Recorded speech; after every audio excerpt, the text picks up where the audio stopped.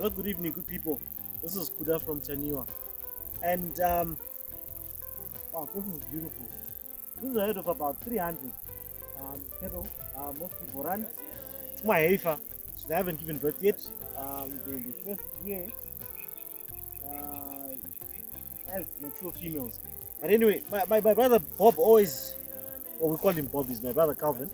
He's always talking about two things: the biblical kind of wealth. If you look at your Abraham, your Jacob, your Esau, the kind of wealth that they had was difficult to surmount. But it was measured in the amount of livestock that they had: cattle, sheep, goats, camels, also Roma servants, but the core of that was those commodities, and including grain as well. So I'd like to talk a bit about the biblical kind of wealth in this context. My brother Bob, the second thing that he always talks about is the idea that if you have a herd of 200 breeding females, the mombe, 200 breeding cows as part of your herd of cattle, you can send your children to school anywhere in the world. It's quite interesting that he talks about that, but today that is not what I'm talking about. I'm not here to talk about cattle per se. I'm here to talk about goats. Goats are what has been exciting us, and we've got a small program where we do about five. We buy in 5 goats per year, my indigenous goats, and the plan is to keep doing per month of my indigenous goats, and the plan is to keep doing that. We've been doing that for the past 3 months, and now we have 15 in our head. So we have 15 breeding females, and we've had good stories where people get 26 kids from 15 females. I'm just praying that happens to me too. But anyway, I'd like to take us to our goat herd, Panetimbuti 2015. Despite not humble beginnings, that is where we are at the moment, but we'd like to grow it and see where we will be at the end of the year. So come with me, come check it out, come see, and let's talk about the numbers when it comes to goats. So just as we go to attend this, this is quite interesting. We've got grass that has grown long, like above 90 centimeters, and it's not necessarily palatable to goats. It doesn't quite work for goats. So this cattle belong to a neighbor who leases pasture from us. So I've just asked him to just trim it down using mombies, as he says. So we're just trimming it down so that when the fresh growth comes up, the goats will be able to maximize from it. So your pasture height is quite important. I've seen people struggle with napier and banana grass because the protein content gets very low after a certain height. After 90 centimeters, the protein content gets too low, and it then becomes unideal for goats.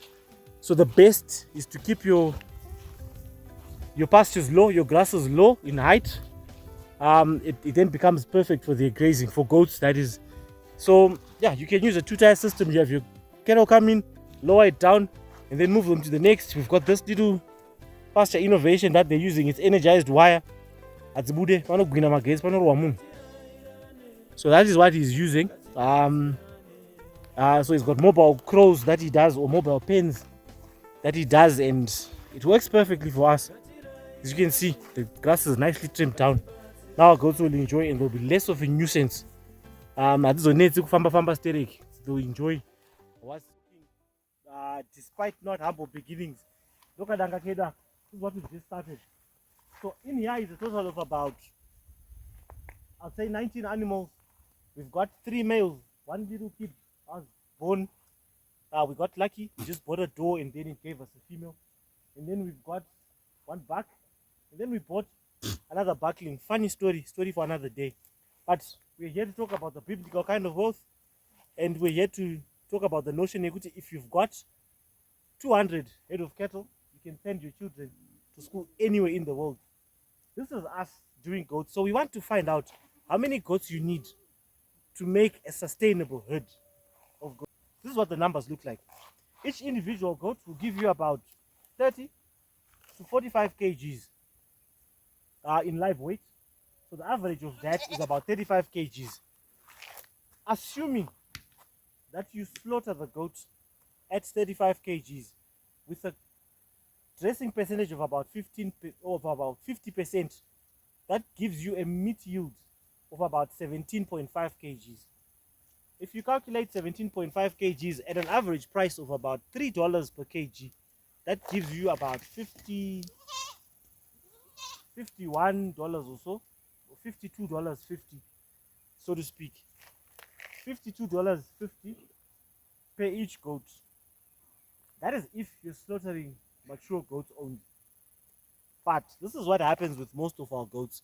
Most of the time we slaughter our goats at about 6 to 8 months. And Mashona goats at 6 to 8 months will give you about maybe 20 kgs live weight and 10 kgs of meat. 10 kgs of meat times about $3 a kg will give you about $30 in terms of revenue per goat. So let's say you have a herd of about 100 breeding females.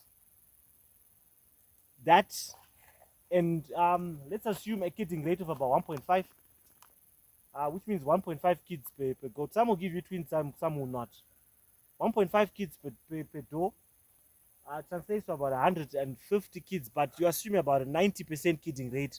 Sometimes you get abortions, sometimes the pregnancies don't come, when you expect them to come, and then sometimes you have issues around your backs, you have issues around your female. So let's just say 90% of your does under good management will give you kids. That means you've got about 135 goats, 135 kids that you're able to sell from 100 goats at about 6 to 8 kgs, which gives you about $30 each. The total of that is what? 100 times 30 is 3,000 plus another 1,050. You're looking at about 4,000, 4,050, 4,500 thereabouts. You can also add about 10% of to that as your cow percentage. For some does you're going to slaughter, some may be continuously aborting, some might not be catching on pregnancies, and some might be difficult to just manage. There's no pars, there's no poya, they're just notorious. Goats are just notorious browsers at times. Sometimes they'll just skip the crawl, they'll be difficult to manage. You cow those, and then some of them are aged. So if you then add 10% as your cow percentage to that number, you've got about 5,600, maybe 5,700 in total revenue per year. Or let's just put it at maybe 4,600. Between 4,600 and about 4,800 in your revenue per year from 100 Mashona goats. That is the amount of revenue that you get. If you then split that into a monthly sort of situation, it translates to about maybe 380 to about $385 per month in total attainable revenue from indigenous goats. We're not talking about those purebreds, your Kalahari Reds or Boer goats. We're just talking about ordinary goats, ordinary Mashona goats, those little beautiful animals that we normally have. So with a herd size of about 100 goats, we expect a revenue of about 4,500, 4,600 in a single year. That's what the numbers look like. But would like to then transpose that and talk about the other breeds. Say your Kalahari Reds or your Boer goats, for example. They have a totally different set of numbers, and would like to just dissect those. So the numbers are a bit different when it comes to your Kalaharis and your Boer goats. You'd expect an average live weight of about 36 to maybe 40 kgs in the first 6 to 8 months of their birth, depending on their sex, obviously. But yeah, an average live weight of about 36 kgs translates to about 18 kgs of meat, which means at $3 a kg average, you get about $54 per goat in revenue. Then we make the same assumptions: a 1.5% kidding rate, a 1.5 kidding rate at 90% total flock kidding. That gets you about 135 kids per year, and then you sell at $54 each. It gives you about 5,064, I think, $5,064 per year in terms of collected revenue. And then you've also got 1,200 from your cow percentage, which is about 10%, of what you cow. That translates to about 6,800 per year. The difference is quite significant. There's a catch though. That breeding stock is quite expensive. To buy Kalahari Red or Boer goat breeding stock is quite expensive. And to raise a herd of about 100 of those is a bit of a mission. You need to give yourself a bit of time. That is if capital availability is a bit low. But if not, then I think it's the way to go. The numbers speak for themselves, the numbers don't lie. But ultimately, this is what we're saying. A herd size of about 50 goats is a good start. Well, you can even start from 20. I think you can even start from 20. I think your magic number is 20. Start from 20, but with the full understanding that you're going to have to carry that project for a season. And then from there, you then build your herd size to a sustainable number, which is, I think, a minimum sustainable number is about 50. 50 breeding females is a good number to start with, and then raise it from there. But 100 breeding females is not too difficult to manage. You only need one person to manage those, one caretaker, so to speak. One caretaker and yourself to help manage those. They're not too difficult to manage. But especially if you do your paddocking right, you won't have a problem. So my encouragement is let's have the vision to start to grow to 100 breeding does. If we grow to 100 breeding does, I think we can make our goat farming a bit more sustainable. And then the second thing is that we also need to grow into the right genetics. Move from your indigenous goats to Mashona. Start from your Mashona goats or your indigenous goats. They're not bad. Numbers are not so bad. But then grow to a high value sort of situation once you understand the project. Thank you so much for watching. Thank you so much for your support. Remember to share, like, and subscribe. This is Buddha from Tanua.